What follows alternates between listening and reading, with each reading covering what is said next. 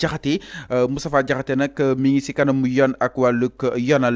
la moom itam ginnaaw ba nga ko daal di jàppee si li nga xam ne moo di délit bi nga xam ni itam def na ko jëm si li nga xam ne moo di. Au chef de l'État di ki nga xam ne que moo di le président Bassirou Diomaye Diakhar Faye ma ni kon nag moom ki nga xam ne que moo di Moustapha Diakhaté ginnaaw ba nga ko daal di déféré au parquet la nga ko daal di placé exactement sous mandat de dépôt mu nekkoon président bu groupe parlementaire bu benn bokk yaakaar foofu sonn que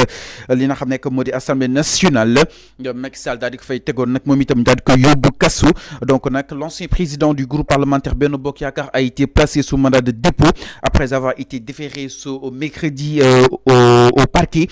Moustapha Diakhaté est poursuivi pour offense au chef de l'État après des propos jugés insultants. Donc, selon son avocat, di ki nga xam ne que moo di maître El Hadji Diouf prévoir ne li nga xam ne que moo di procès bi ni ki li nga xam ne que moo di le 18 juin. Donc, le 18 juin, Inch'Allah, ki nga xam ne que moo di Moustapha Diakhaté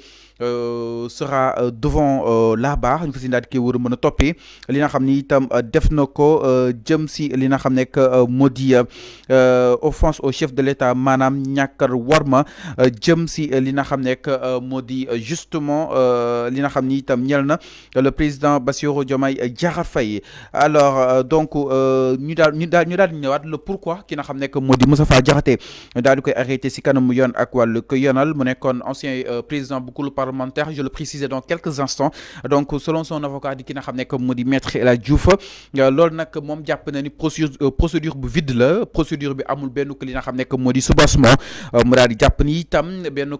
tentation la pour daal di intimider la liberté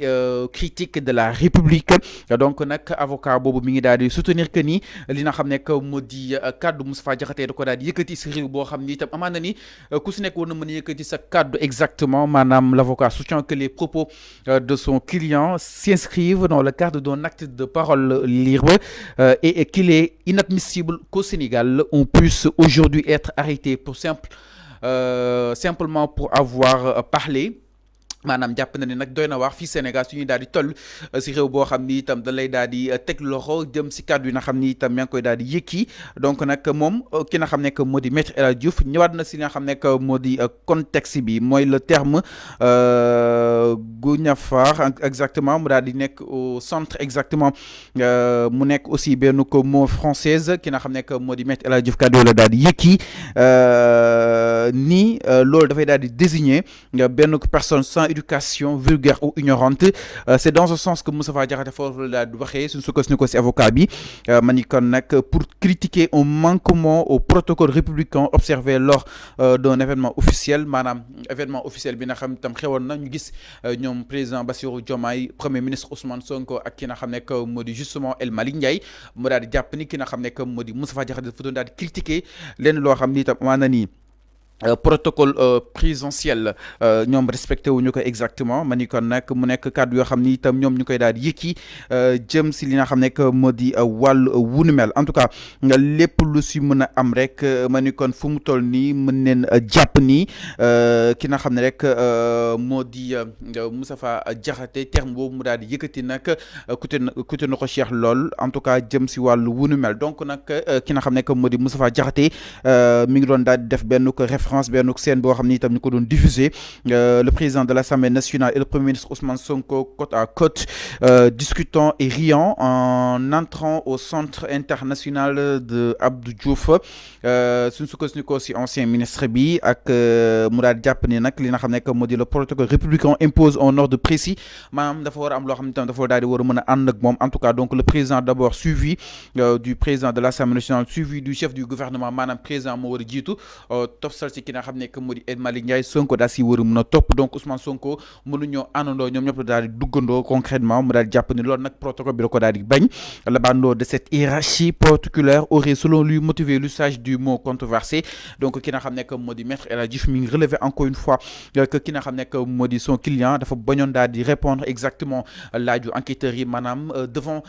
question yi nga xam ni itam enquêteurs yi ñu ko doon daal di laaj moom ki nga xam ne moo di Moustapha Diakhaté ni la moo ko daal di inspiré mu daal di yëkkati boobu de kaddu Maître El Hadji Diouf jàpp na ni nag moom ki nga xam ne moo di son client dafa bañoon tontu yooyu dina xam ne moo di laaj voire à mourir pour la patrie jaral na ko mu daal di génnuk àdduna ji li nga xam ne moo di patrie am en tout cas lépp lu si mën a am rek moom ki nga xam ne moo di Moustapha Diakhaté mi ngi si kaso bi ñu koy daal di toppee yoon ak wàllug yoonal alors ginnaaw li nga xam ne que moo di justement les faits li waral li nga xam ne que moo di wàll wi les réactions se poursuivent du côté li nga xam ne que moo di de l'opinion publique wala comme sax ñi nga xam ni itam seen ay kaddu jëm na si wàllu wunu mel bokk na si ki nga xam ne que moo di justement Mamadou Ibra Kane nag moom àdduna jëm si wàllu wunu mel mu daal di nekk leader bu mouvement citoyen Demain c'est maintenant ki nga xam ne que moo di Mamadou Ibra Kane nag mi ngi daal di monté au créneau jëm si arrestation bu ki nga xam ne que moo di Moustapha Diakhaté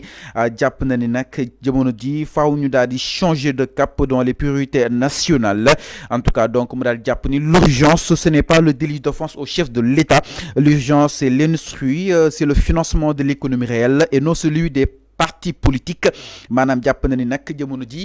li war si li nga xam ne moo di suñu waay politique yu yees yi mooy fexe ba daal di war a mun a doxal li nga xam ne moo di urgence yi nga xam ni itam askan wi ñu leen daal di war a mun a xaar ni su ñoom bokk na ñu daal di gën a sukkali suñu wàllu koom joxe li nga xam ne moo di xëy ba daal di yëf yi daal di war a mun a yemm waaye itam bokk na itam ñu fexe ba li nga xam ne moo di askan wi daal di gis bu baax a baax seen bopp jëm seenu ko gouvernement yooyu mooy les urgences exactement de l'heure man ni kon ki nga xam ne moo di Mamadou Ibra Kane mu koy daal di rappeler li nga xam ne moo di gouvernement bi yem aussi jàpp nañu aussi jamono ji wax ñu daal lay tëj dafa daal di war a mën a jeexee ni fii Sénégal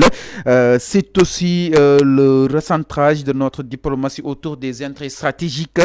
du pays, un domaine qui devrait rester réservé au président de la République. Donc pour ki nga xam ne moo di Mamadou Ibra Kane mi ngi daal di considérer que ni arrestation bu ki nga xam ne moo di Moustapha Diakhaté dafa nekk benn ko signal bu inquiétant waaye itam mi ngi woo li nga xam ne moo di les autorités à être claires par rapport ak justement ces genres de dérives moom mu daal di jàpp ni nag di mënu jëbal ne daal di libéré ki nga xam ne moo di justement Moustapha Diakhaté mu nekk kàddu yoo xam ni itam moom Mamadou Ibra Kane yëkkati na ko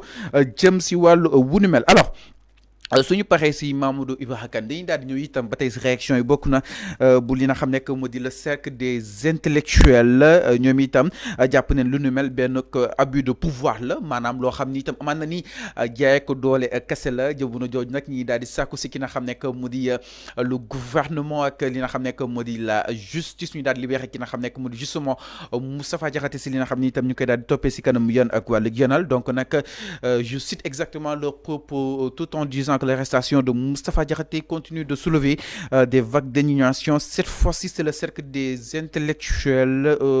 suffus qui s'est joint au concert des frustrations. Il ne cautionne pas l'interpellation de l'ancien président du groupe parlementaire Benno Bokk Yakaar. Ainsi, les membres de ce cercle ont montré dans un communiqué public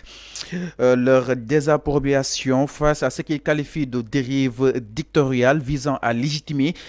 des pratiques de violation grave des droits de la liberté fondamentale. Pour eux, le gouvernement est en train de piétiner toute norme de séparation des pouvoirs suffisant pour tirer sur la sonnette d'alarme car ils n'arrivent pas à expliquer les actes posés par la direction des investigations criminelles. Mënul comprendre liggéey bi nga xam ni itam digg mu koy daal def di division des investigations criminelles moo waral nag ñoom ñu daal di posé wu exactement si yooyu dañ nga xam ne moo di acte jàpp ne nag lii Moustapha Diakhaté daal di def woon nañ ko daal di war a mën a defee leneen lu dul li nga xam ne moo di tëju kasu jëm si kàddu yi nga xam ni itam mu koy daal di yëkki alors donc nag aussi ginnaaw ñi ko daal di frustré ñu daal di ñëw si kàddu li nga xam ne moo di ñenn ñi nga xam ni itam ñu ngi nekk si gouvernement bi ku si mel ni ñoom Ousseynou Ly ak aussi ñi nga xam ni itam ñoo nekk si Pastef daal na si addu daal di jëmale ñoom itam jàpp nañ képp ki nga xam ni itam da ngay défendre Moustapha Diakhaté nga la waaye taxawal nga daal di yëkkati yooyu de kàddu yi nga xam ni itam moom yëkkati woon na ko dina xam ma xam justice am na si réew mi waaw wala déet jàpp ne ni itam di mën a jubanti bi war nañ ko daal di gën a war a mën a yaatal fexe itam ba Sénégal yi daal di war a mën a méngoo ak li nga xam ne moo di respect yi waaye itam bépp sénégalais bu si nekk daal di war a mën a respecté bu baax a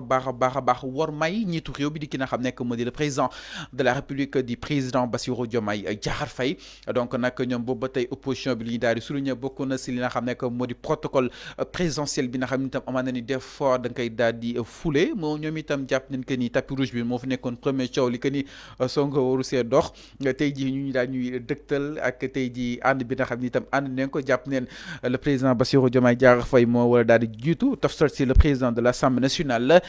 Ousmane Sonko daal si tegu pour daal di war a mën a méngoog ak li nga xam ne que moo di justement doxalin bi nga xam ni itam am na si boobu de protocole présidentiel. Alors donc mbokk yi loolu leen mën a jàpp jëm si ki nga xam ne que moo di justement mbiru Moustapha Diakhaté par rapport rebondissement yi nga xam ni itam am na si allant dans ce sens donc nag vu que dama gëj a diviser essayer neen pour daal di li nga xam ne que moo di justement rattraper un peu ce qui s'est passé si cas bu nekk li nga xam ni itam xewoon na fi alors mbokk yi ginnaaw loolu dañuy daal di jàll yi itam si leneen du côté de la